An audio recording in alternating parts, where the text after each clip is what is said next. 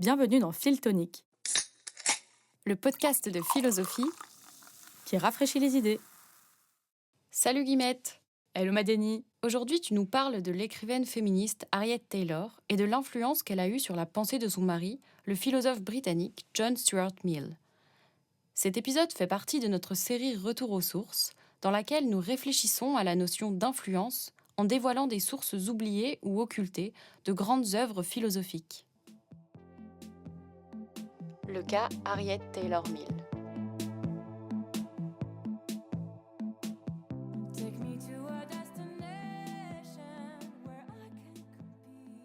Comme son nom le laisse entendre, Harriet Taylor Mill a un lien tout particulier avec le célèbre philosophe et économiste du XIXe siècle, John Stuart Mill, puisqu'ils furent de très proches amis, sans doute des amants, avant de devenir mari et femme. Mais la relation entre Harriet Taylor et John Stuart Mill est autant sentimentale qu'intellectuelle. Dès leur rencontre et jusqu'à la fin de leur vie, ils ont discuté ensemble de problèmes philosophiques, politiques, sociaux de leur temps, se sont écrits presque quotidiennement, ont pensé et rédigé ensemble des textes dont certains ont fait date et sont aujourd'hui des références. L'admiration de Mill pour la vivacité intellectuelle d'Harriet Taylor est connue. Il a lui-même, en plusieurs occasions, insisté sur le rôle important qu'elle a eu dans la formation de sa propre pensée. Pourtant, Harriet Taylor n'a commencé à réellement intéresser des historiens et historiennes de la philosophie qu'à partir des années 1960, soit plus de 100 ans après sa mort. John Stuart Mill, au contraire, a bénéficié d'une immense notoriété tout au long de sa vie et compte aujourd'hui parmi les philosophes les plus lus, étudiés et commentés. Pour reprendre un terme souvent utilisé par les spécialistes contemporains, la personne et la pensée d'Harriet Taylor auraient fait l'objet d'un effacement. C'est d'abord ce phénomène d'effacement qui nous intéressera dans cet épisode. Comment et pourquoi Harriet Taylor est-elle restée si longtemps dans l'ombre de Mill ? Nous essaierons ensuite de comprendre et de caractériser l'influence, pourtant bien réelle, qu'Harriet Taylor a eue sur John Stuart Mill.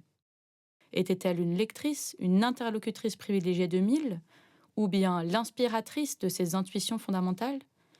Est-il légitime ou abusif de les considérer a posteriori comme les co-auteurs d'une œuvre commune ? Est-il enfin suffisant de mesurer la puissance intellectuelle d'Harriet Taylor à la seule influence qu'elle aurait pu avoir sur John Stuart Mill ? À les réduire à cette relation, la singularité et l'originalité de sa pensée et de ses écrits n'en sont-elles pas amoindries ? À l'aune de ces questions qui mêlent histoire de la philosophie et études féministes, examinons ensemble le cas Harriet Taylor. Harriet Taylor naît Harriet Hardy en 1807 dans le sud de Londres. Son père est maïeuticien et elle est éduquée à la maison. À 18 ans, elle épouse John Taylor, un pharmacien bien plus âgé qu'elle. Les Taylor sont unitariens, une branche dissidente du protestantisme qui revendique et diffuse des idées progressistes. Mary Wollstonecraft, par exemple, célèbre figure du féminisme britannique du XIXe siècle, en faisait partie. C'est dans ces cercles que les Taylor rencontrent en 1830 John Stuart Mill.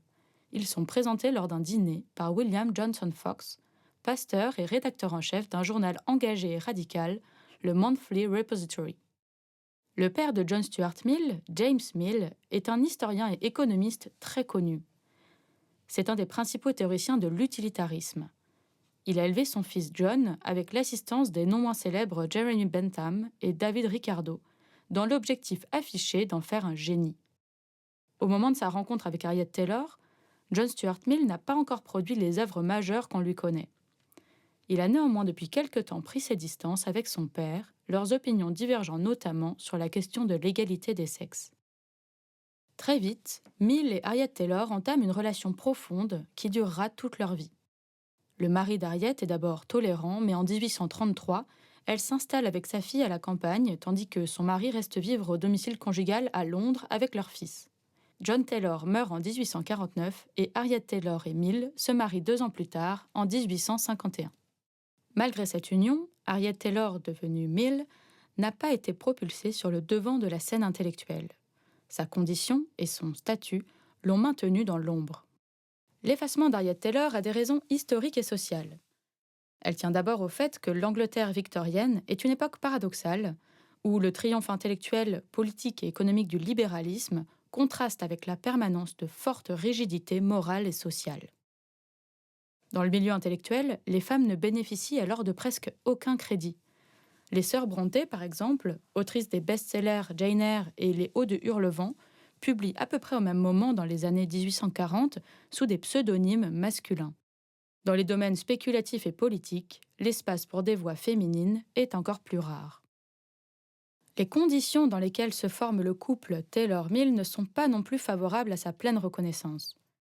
Quand ils se rencontrent, Harriet Taylor est mariée, enceinte de son 3e enfant, et il est à l'époque extrêmement difficile de divorcer.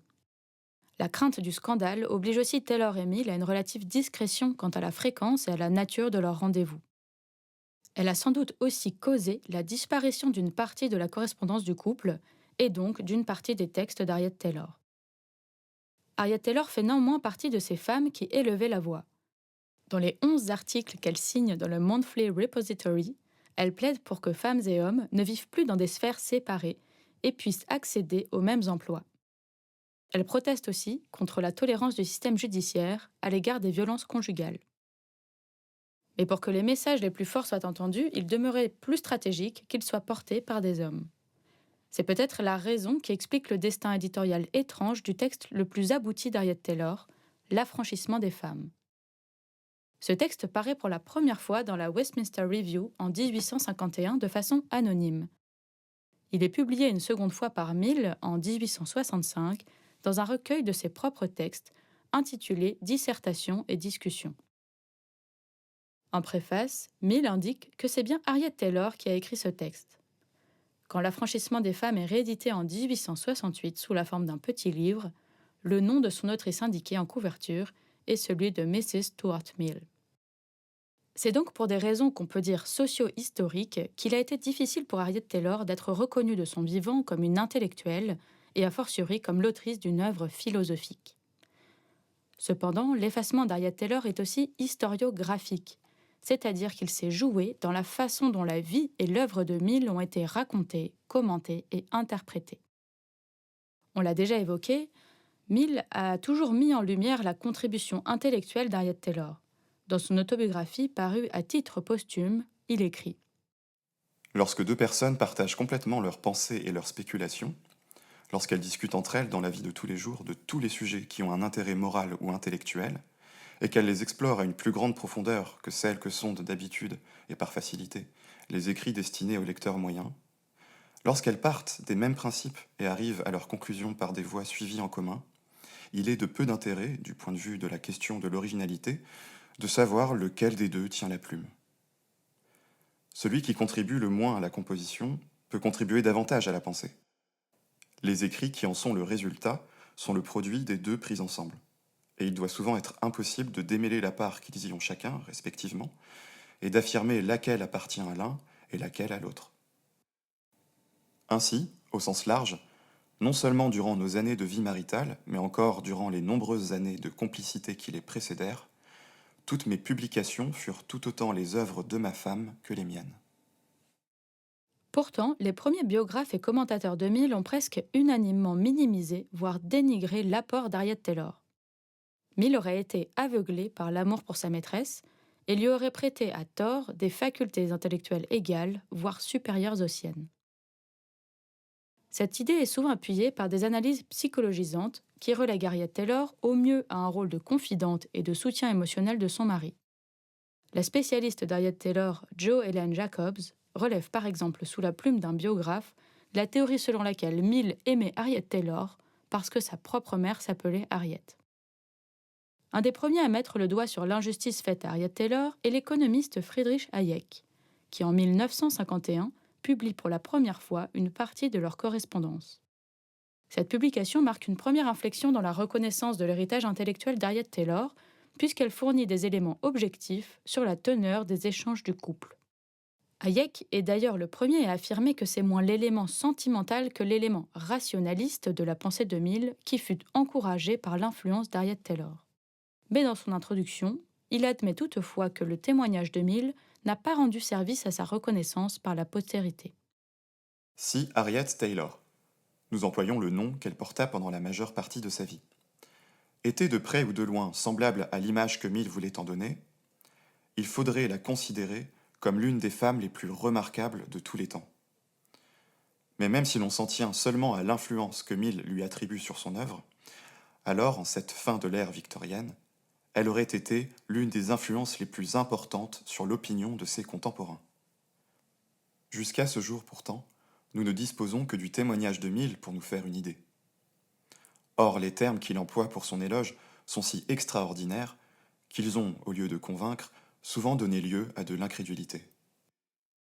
Hayek souligne ici un biais sexiste dans la réception des propos de Mill sur Harriet Taylor. Biais selon lequel il est difficile d'accorder du crédit à l'idée qu'une femme puisse penser, et qu'en la matière, même le témoignage d'un grand philosophe est douteux.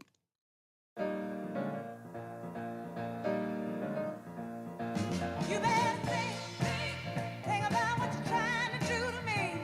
Think, let your mind go, let yourself be free. Let's go way on, way back when. I didn't even know you couldn't have been too much more than 10. I ain't no psychiatrist, I ain't no doctor with degrees, but it don't take too much time to see what you're doing. À partir des années 1960, des travaux menés par des historiennes et des historiens de la philosophie ont eu raison de l'effacement partiel d'Harriet Taylor. Ce mouvement s'est traduit par la publication en 1970 par la philosophe américaine Alice Rossi de la toute première anthologie des textes consacrés à l'égalité des sexes écrits par le couple Taylor-Mill.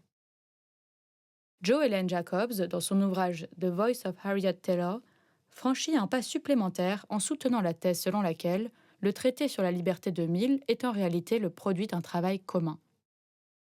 Mais quelle a été la contribution propre d'Harriet Taylor à l'œuvre de Mill ? Peut-on lui attribuer clairement certains gestes, arguments ou thèses, et si oui, lesquels ? C'est d'abord dans l'aspect féministe de la pensée de Mill que les commentateurs et commentatrices ont retrouvé l'empreinte d'Harriet Taylor.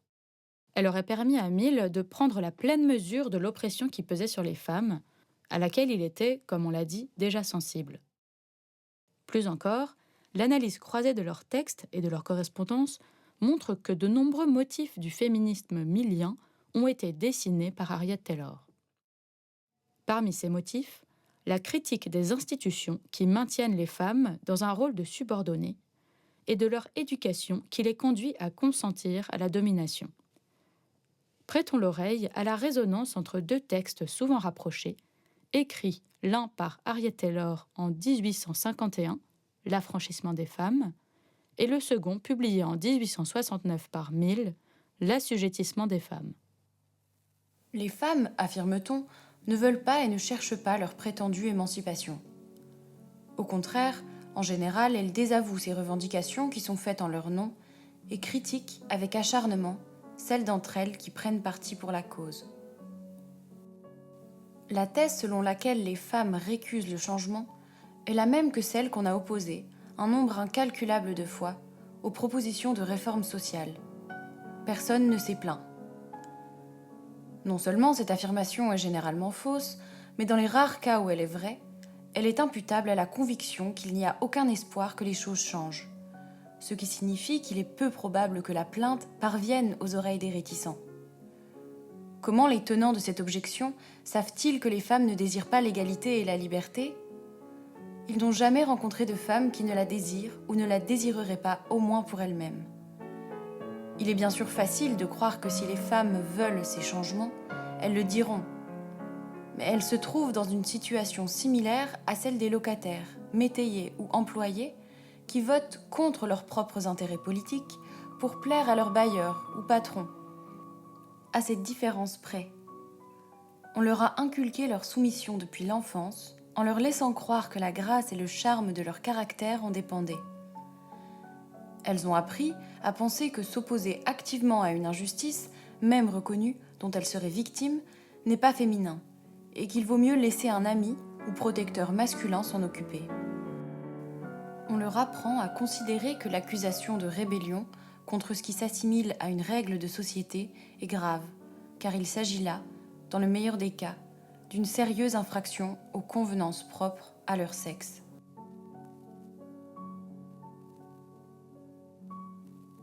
L'ensemble des causes sociales et naturelles rendent improbable la rébellion collective des femmes contre le pouvoir des hommes. Elles sont dans une position différente des autres classes soumises, dans la mesure où leurs maîtres n'exigent pas seulement d'elles qu'elles les servent. Les hommes ne veulent pas seulement l'obéissance des femmes, ils veulent leurs sentiments. Tous les hommes, à l'exception des plus brutaux, désirent avoir dans la femme qui est l'être le plus proche d'eux, non pas une esclave soumise par la force, mais une esclave consentante. Non pas simplement une esclave, mais une favorite. Ils ont donc tout fait pour asservir leurs esprits. Dans tous les autres cas, l'obéissance des esclaves est basée sur la peur. Soit la peur qu'inspirent les maîtres, soit une peur liée à la religion. Les maîtres des femmes ont voulu plus que la simple obéissance, et ont usé de toute la force de l'éducation à cette fin. Dès leur tout jeune âge, les femmes sont élevées dans la conviction que le caractère idéal d'une femme est exactement l'opposé de celui de l'homme. Au lieu d'encourager la volonté, l'autonomie et la maîtrise de soi, on leur apprend la soumission et l'assujettissement à autrui. Alors que 15 ans séparent l'écriture de ces deux textes, les arguments qu'ils déploient reposent sur une construction similaire, la comparaison de la domination sexuelle avec d'autres schémas typiques de domination pour montrer sa spécificité et son caractère intériorisé qui éradique le désir même d'émancipation. Cependant, la réflexion d'Harriet Taylor ne s'est pas cantonnée aux injustices faites aux femmes. Sa critique de l'inégalité des sexes s'inscrit d'emblée dans une conception plus large de l'autonomie individuelle. Quelques paragraphes après l'extrait de L'affranchissement des femmes que nous venons d'entendre, elle écrit « Nous rejetons l'idée qu'une partie de notre espèce ou qu'un individu pourrait décider, à la place d'une ou d'un autre, ce qui serait la sphère qui leur convient. Pour tout être humain, la sphère d'action la plus convenable est la plus grande et la plus élevée possible. On ne peut la connaître qu'une fois qu'on a exercé sa liberté de choix, sans aucune entrave. » Pour Harriet Taylor, l'autonomie individuelle est universelle. Elle est un objectif à atteindre, certes pour les femmes, qui en sont cruellement privées, mais de façon plus large pour tout individu. Or, le cœur de la philosophie politique de Mill est la défense d'un droit général à l'autodétermination. Son libéralisme repose sur l'idée fondamentale qu'une société juste et bonne est celle où chacun est le meilleur juge de ses intérêts et de la conduite de sa vie, où chacun et chacune est laissé libre de ses choix tant qu'ils ne nuisent pas à autrui. Ces résonances laissent supposer qu'Harriet Taylor n'a pas seulement renforcé et nourri la pensée féministe de Mill, mais aussi sa pensée politique. Ebony and ivory live together in perfect harmony, side by side on my piano keyboard. Oh Lord, why don't we?